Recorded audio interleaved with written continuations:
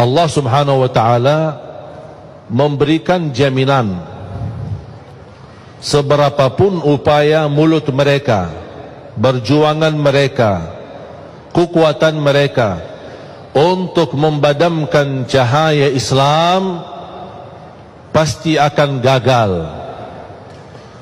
Dan Allah menyempurnakan cahaya Islam di muka bumi walaupun orang kafir membencinya.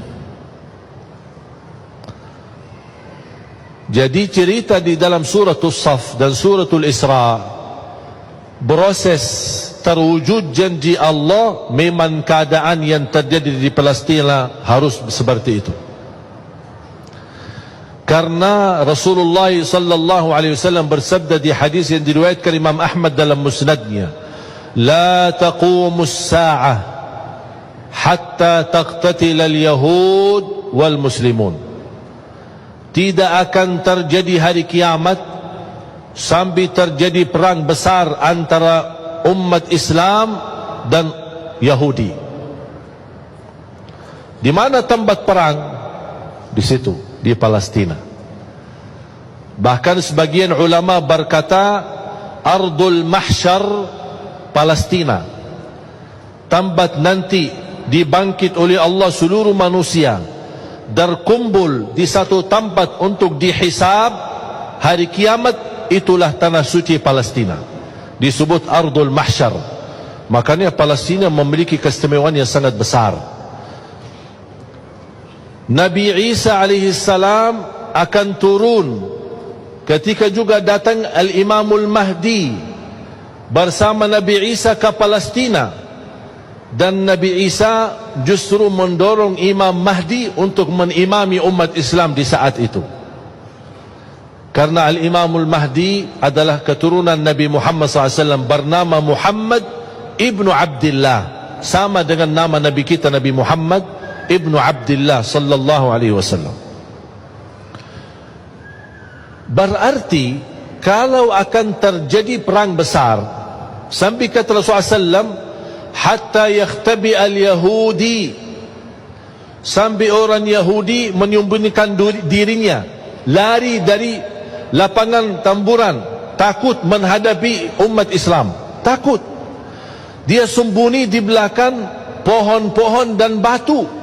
Allah berintahkan pohon dan batu untuk berbicara. Pohon dan batu nanti di negeri Palestina akan berkata, hei orang Islam, hei orang Muslim, kesini, kemari, ada di belakangku orang Yahudi lagi sembunyi. Kata Rasulullah SAW, kecuali satu pohon bernama Al-Gharqad. Mengapa tidak bisa bicara pohon itu? Kata Rasulullah SAW, فَإِنَّهُ مِنْ شَجَرِ يَهُودِ, karena pohon itu adalah dari Yahud, yang ditanam oleh Yahudi. 3 minggu yang lalu saya berada di Palestina, dan saya sengaja keliling mencari pohon Al-Gharqad itu. Ada enggak? Ternyata ada, dan diberi perhatian oleh pemerintah Israel di sana, dan ditanam banyak. Oh, ternyata mereka tahu kebenaran Islam. Kalau tidak percaya, buat apa dia tanam pohon itu? Buat dipakai untuk membela dirinya.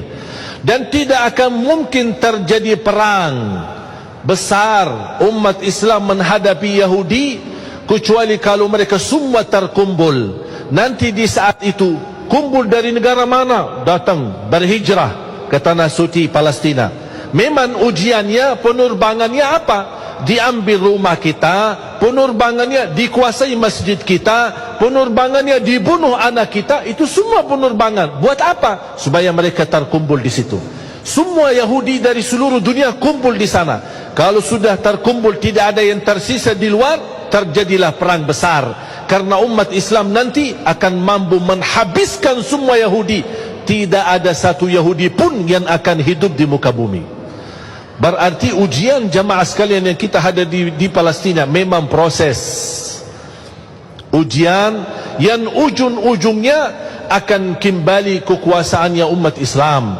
Allah punya hikmah. Allah tidak mungkin suka kezaliman.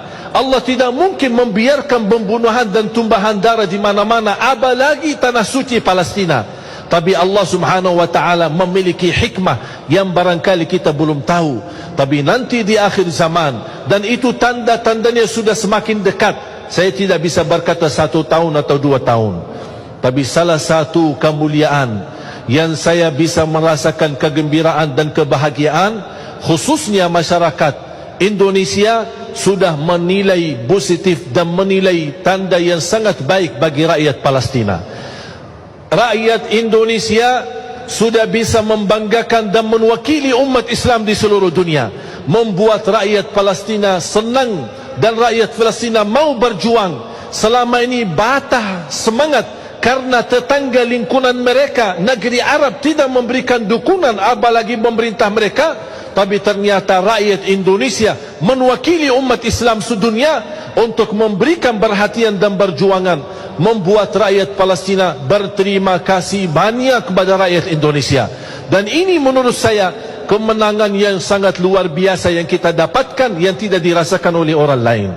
Makanya kita harus bergembira, berbangga dan terus berjuang. Walaupun kita tidak berkesempatan bisa ke sana, tapi kita berjuang untuk mendoakan mereka, membantu mereka, upaya, daya, dana, segala kemampuan.